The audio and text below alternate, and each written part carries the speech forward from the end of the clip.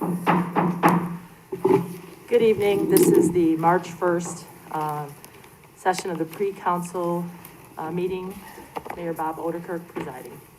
We'll begin with roll call. Mayor Odenkirk. Here. Councilwoman Gavin. Here. Councilman Hug. Here. Councilman Landy. Here. Councilman Morris. Here. Councilman Mudrin. Here. Councilwoman Coleman. Here. Councilwoman Reardon. Here. Councilman Turk. Here. First on the agenda this evening is citizens to be heard on agenda items. Is there anyone present that would like to speak on an agenda item this evening? Seeing none, we'll pass it to the city manager to discuss the items on tomorrow's agenda. First order of business is 120-21, which is the Broadway that has been asked to be removed from the agenda by a request of the petitioner. So I just want to let you know that as we go along, so we won't be discussing that this evening. Mayor, excuse me, for how long, Jim? He didn't say. He just asked for it. He just asked for it to be withdrawn. Okay, so the very first one is it's a position vacancy, so which is 104-21. There's a police, public safety clerk, and also a fire/paramedic, and so we're looking to fill those positions based on the fact that they're retirements. The next one is the 105-21, which is a emergency pipe replacement, and so we had an incident there where we were trying to clear a pipe and there was an issue. The lowest bid was for $39,000, and so that's, we had several bids here, so that was the lowest one. So again, the staff recommends that we do that. The next one is the extension, 106-21, which is for the contract extension for lawn mowing services program. And it's just an extension of the current contract for $168,560. The staff again recommends that. The next one is 106-21, or I say again, 107-21.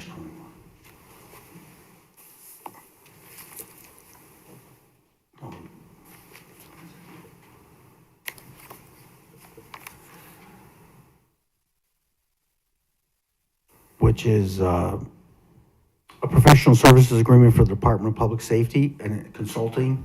And this is for the amount of $177,575. And this is the safety. They go through and they look at all the plants that we will operate here in terms of the water treatment facilities, et cetera. And they provide a safety briefing and make sure that we're compliant with all state and federal safety regulations and policies for the entire city as it concerns the water department. Again, we would ask that you approve that. The next one is the 108-21, which is the agreement to do sanitary sewer investigation and rehabilitation program. And this has been a 7-year program, and the city has worked with this group in a systematic inspection program.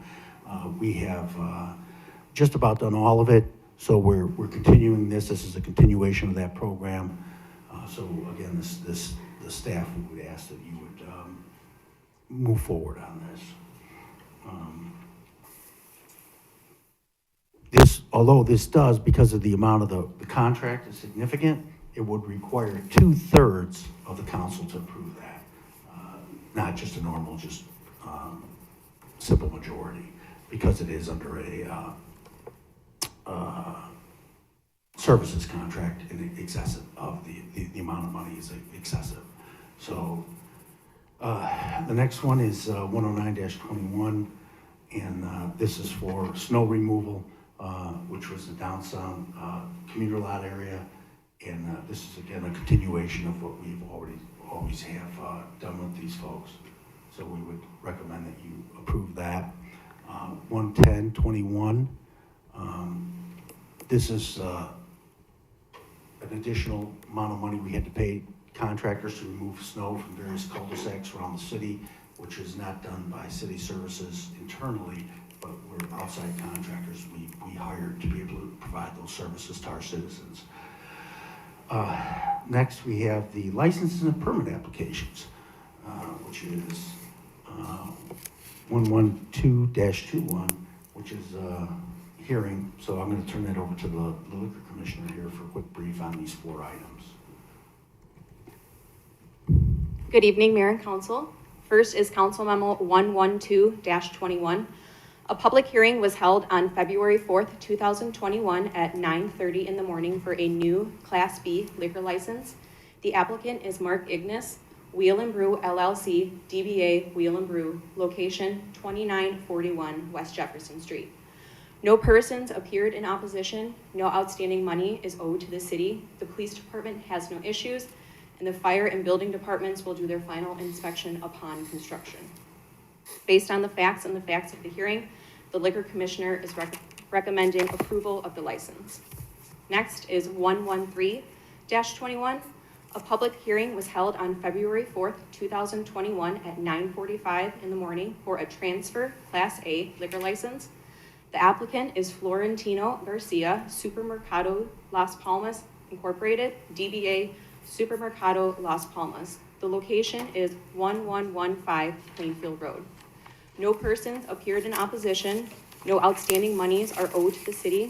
Police, fire, and building departments have no issues. Based on the facts and the facts of the hearing, the liquor commissioner is recommending approval of the license. Next, we have 114-21. A public hearing was held on February 4th, 2021 at 9 o'clock in the morning for a transfer Class B liquor license. The applicants are Joe Kakinis and Charles Harris, DBA Heroes West Sports Bar and Grill, location 1530 Commerce Lane.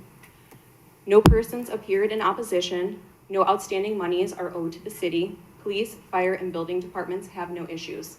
Based on the facts and the facts of the hearing, the liquor commissioner is recommending approval of the license. And then finally, 115-21. The title has a clerical error. It says A, but the memo is correct. We're doing a Class B. A public hearing was held on 2/4/2021 at 10 a.m. for a transfer Class B liquor license. The applicant is Pankaj Modi, Spirit of Silver Ltd, DBA Joe's Bar, location 4200 West Jefferson Street. No persons appeared in opposition. There are no monies outstanding owed to the city. Police and fire departments have no issues, and the building department will approve after their final inspection. Based on the facts and the facts of the hearing, the liquor commissioner is recommending approval of the license. Any questions? Thank you. Thank you. Thank you. The next is we have an ordinance proposing a special service area, and that's to provide for storm sewer extensions, curb, gutter, concrete, driveway aprons, and complete roadway reconstruction, and it shares the cost amongst the city and the residents. So we would recommend that. It's the same for 11821. Again, this proposed improvements for Hardwood Street include storm sewer extensions, curb, gutter, concrete, driveway aprons, and complete roadway reconstruction. Again, by providing that special service area, we are allowing them to share the cost between the city and ourselves. The next was 120-21, which was withdrawn by the request of the petitioner. Earlier it was 121-21, and this is the declaring certain properties public nuisances. The properties listed are 405 Grant Avenue and 224 Duncan Street, so that we would be able to have those declared public nuisances. We would like to have Senior Tequila declared as a public nuisance. We are waiting to hear back from the title company to get a title on that so we can move that forward. That's the only thing we're waiting for. Once that's done, then we'll be able to move forward on Senior Tequila. The next one, 122-21, and this is an easement associated with a bridge reconstruction. So And this is, we're gonna replace a bridge there, and we have to have an easement in order to be able to do that. And this would allow us to do that.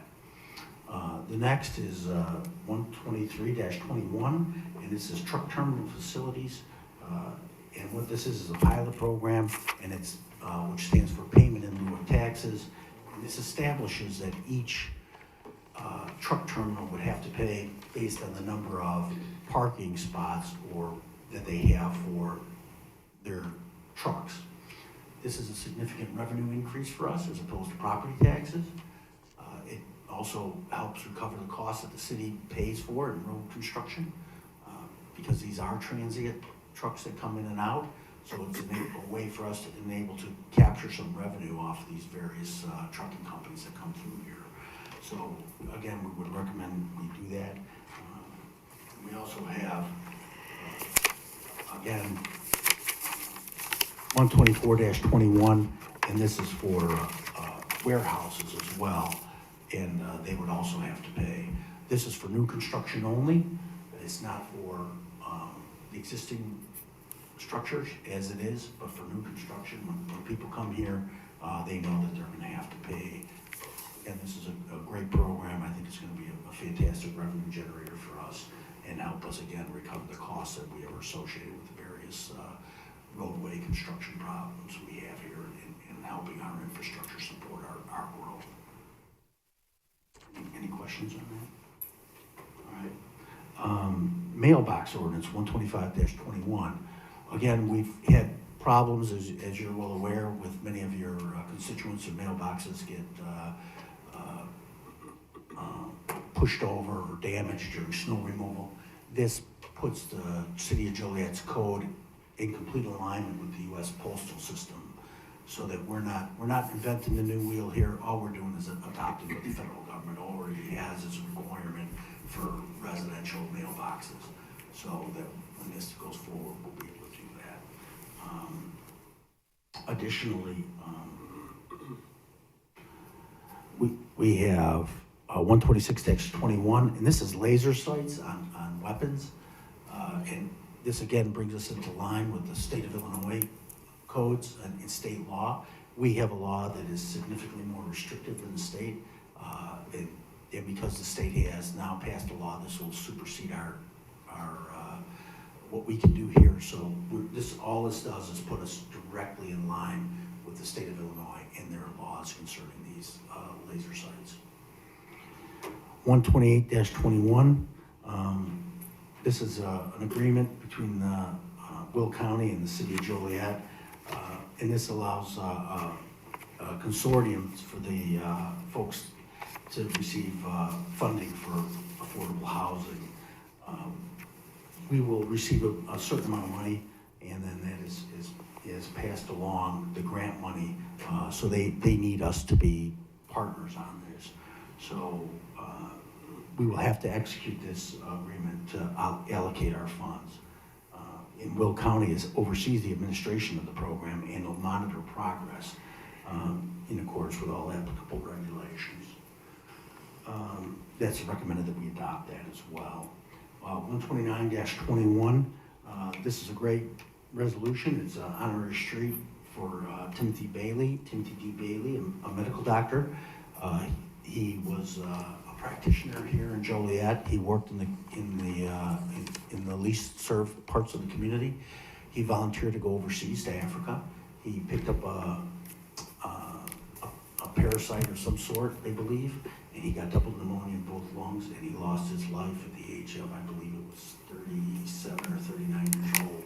So it was a real tragedy here for the city of Joliet. And so this is to have that road named in his honor for all of the tremendous things that he did for the community while he was here for a short period of time, which is just a shame. The next one is 130-21, a resolution authorizing the conveyance of a neighborhood stabilization program in Ottawa. And what that is when we, there was a home that was, that's next door to this property, it's vacant, and they were given an opportunity to purchase this process. And I believe the The lot is appraised and the value of the vacant lot is $28.50, and that's always offered to one of the next door neighbors to see if they want to purchase it, and indeed they do. So that's another win. So, and with that concludes my remarks. Next is public comments. There's no one here this evening to speak under public comments, and we received no emails. There is no closed session this evening, so is there a motion to adjourn? Been motion and seconded to adjourn. All in favor? Aye. Opposed? Meeting adjourned.